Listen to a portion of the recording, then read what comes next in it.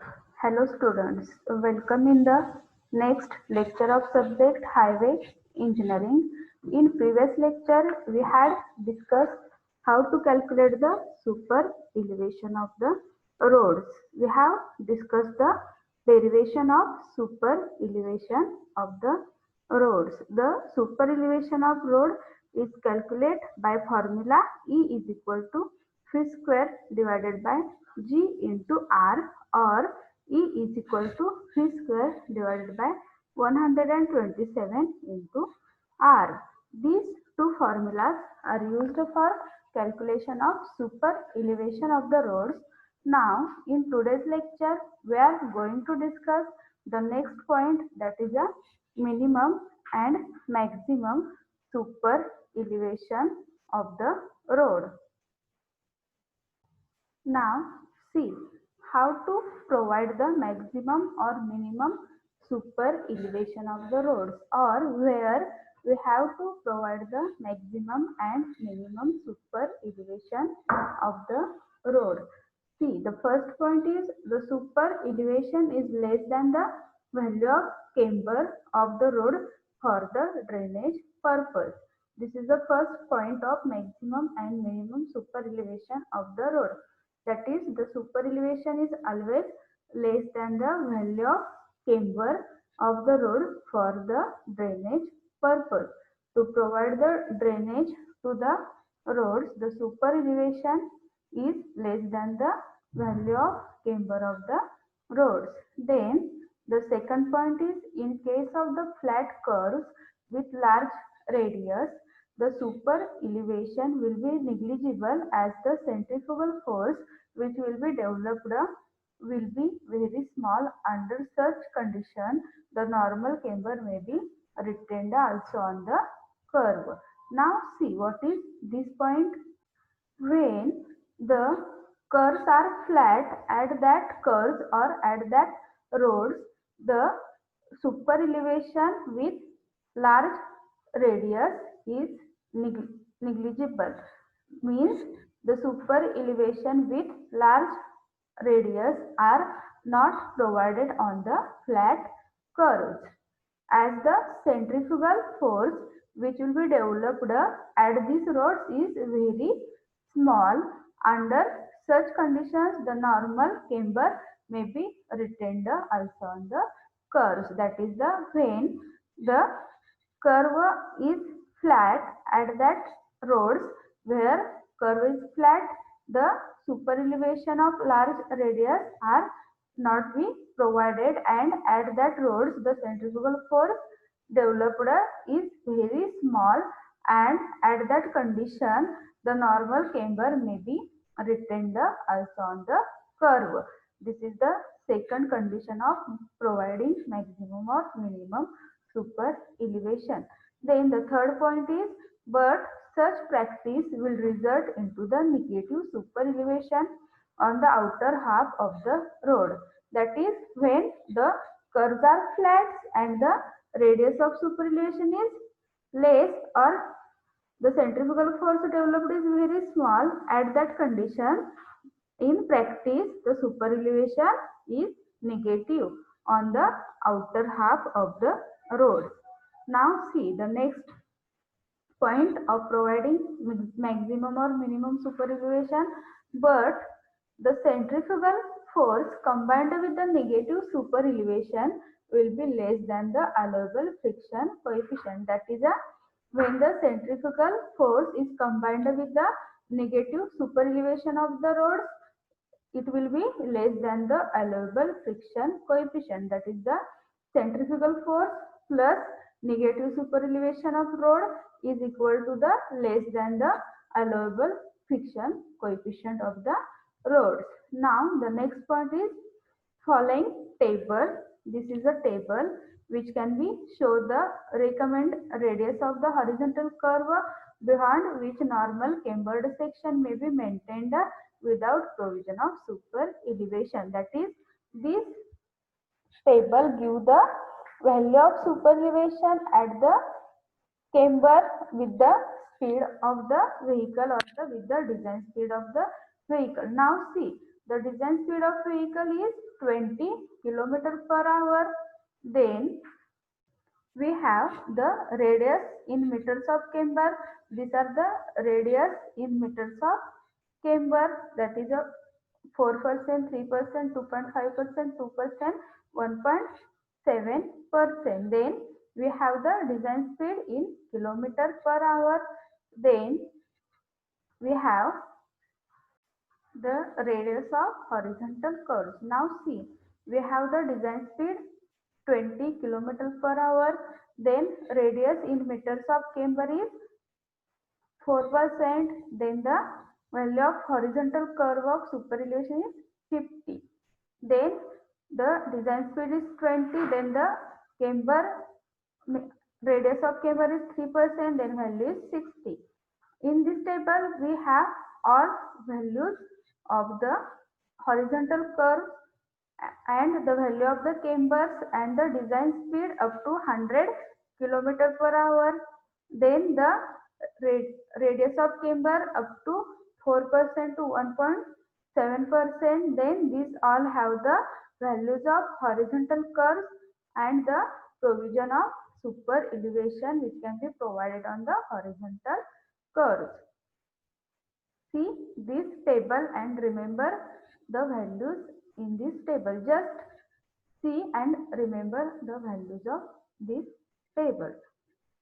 Now the next point of minimum or maximum super elevation of road is the fixed traffic pattern where there is a fast moving vehicle as well as slow moving vehicles like bull cart, cart. Now see what is the meaning of this sentence. While designing the maximum or minimum super elevation, we have to consider the fixed traffic pattern. Means the traffic pattern where the vehicle with speed or vehicles with the slow moving are considered. That is the vehicles with moving with fast speed as well as the slow moving vehicles like bull cart is considered. Then the next point is high value of super elevation is convenience. Hence the maximum value of super elevation in plain and rolling terrain and in snowbound areas has been fixed by IRC as 6.7%. That is in ratio 1 in 50.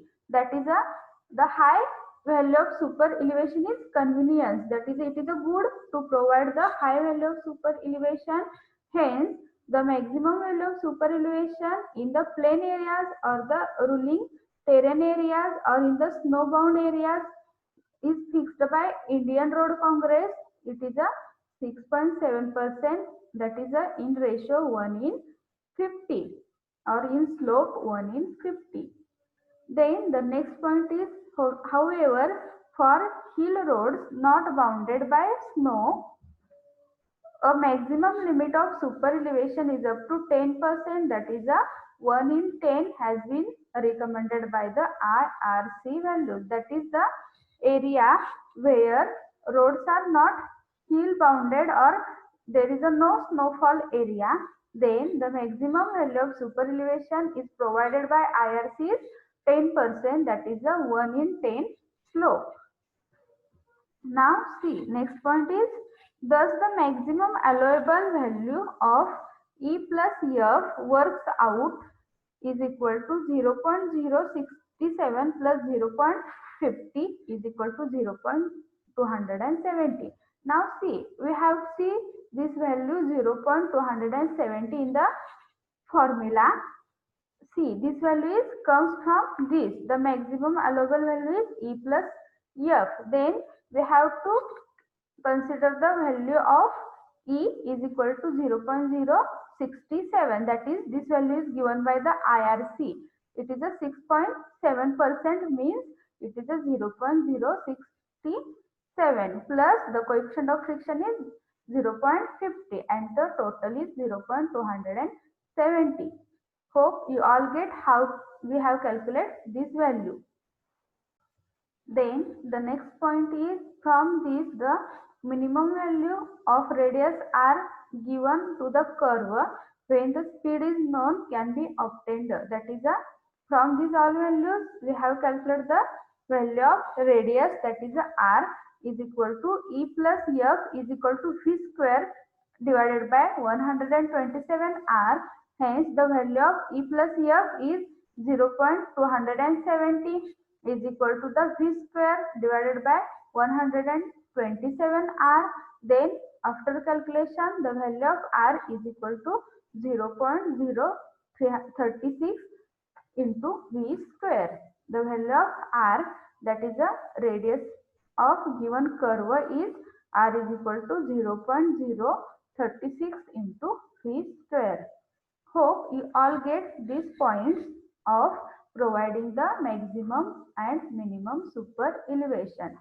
From this point we are going to clear the idea, that is how or where to have provided the minimum super elevation or where to have provided the maximum super elevation. Now we just revise these points. Now I am going to revise how or where maximum and minimum super elevation is provided. See, the first point is the super elevation is less than the value of camber of the road for the drainage purpose. Then the second point is, in case of the flat curves with larger radius, the super elevation will be negligible as the centrifugal force which will be developed will be very small. Under such condition, the normal camber may be retained also on the curve. I have explained these points. Hope you all get these points. Now just see.